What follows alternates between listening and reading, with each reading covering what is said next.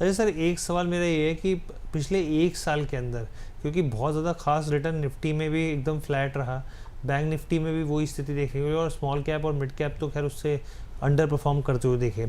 अब ऐसे में जो मैं कुछ ऐसे फंड्स की बात कर रहा हूँ कि, और साथ में आपसे मेंटेलिटी समझना चाहता हूँ ऐसे समय में निवेश को क्या करना चाहिए और आगे से किस तरीके से प्रिपेयर रहना चाहिए। जैसे बहुत सारे ऐसे फंड्स रहे सर जिनका नेगेटिव 15% तक रिटर्न रहा है यहाँ पे, जिसमें क्वांट मैन्युफैक्चरिंग फंड भी है, क्योंकि अभी हमने मैन्युफैक्चरिंग फंड दिखाया, इंफ्रा फंड दिखाया जिन्होंने बहुत अच्छा परफॉर्म किया, लेकिन मैन्युफैक्चरिंग फंड क्वांट की बात करें तो -17% रिटर्न रहा है सर, माइनस में।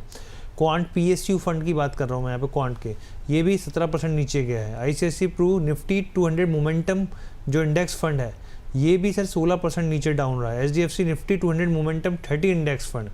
इसके अलावा सर आप चाहे बंधन की बात कर लीजिए, मोतीलाल ओसवाल निफ्टी 200, ये भी स्थिति है। सैमको फ्लेक्सी कैप फंड, पीछे हम लोगों ने देखा था जब बाजार में बहुत ज़्यादा गिरावट हुई थी, तो ये एक बड़ा नंबर था इसमें जो सैमको उभर कर आया था नेगेटिव में, तो वही स्थिति सर यहाँ पर भी है। इसके अलावा कोटक की, या फिर कोटक निफ्टी 200 मोमेंटम फंड, तो ऐसे बहुत सारे फंड्स हैं सर, नाम मैं जो बता रहा हूँ। ऐसे समय में सर जब आप देख रहे हैं, हालांकि वो एक जेनरिक आंसर है सर ये चीज़ का कि भाई आपको एक साल के हिसाब से नहीं देखना चाहिए, लेकिन सर मैं आपसे समझना चाहता हूँ, क्योंकि निवेशक जो है उनमें ठहराव नहीं होता, पेशेंस नहीं होता। एक साल छोड़िए, 6 महीने में उनकी टेंशन बढ़ जाती है, यार ये तो लाल निशान में आ गया, ये तो 17% नेगेटिव है।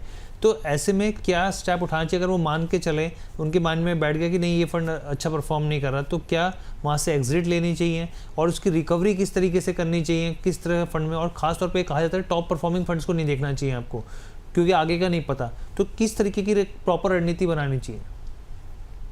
देखिए हर्ष, ये जो रणनीति है ना जो आप बात कर रहे हैं, जी ये एक्सपेक्टेशन इन्वेस्टर्स को बिगनिंग में बनाना होता है जब आप फंड सिलेक्शन करते हैं।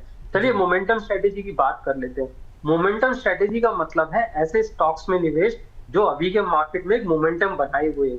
जब इन्वेस्टर्स इस तरह की स्ट्रैटेजी में निवेश करते हैं जी तो ये एक्सपेक्टेशन रखनी चाहिए कि हो सकता है ये स्टॉक्स या इसके अंडरलाइन स्टॉक्स अच्छे बाजार में भी परफॉर्मेंस ना दे सके। उसका कारण कि ये मोमेंटम स्टॉक्स है, ग्रोथ स्टॉक है, जिनमें एक डाउनफॉल हमें देखने को मिल सकता है, हो सकता है बाजार अच्छा कर रहा हो। तो एक तो ये है। दूसरा, सेक्टोरल थीमेटिक फंड में जब आप एंटर करते हैं तो आपको पता होना चाहिए कि ये इस सेक्टर पे डिपेंडेंट है।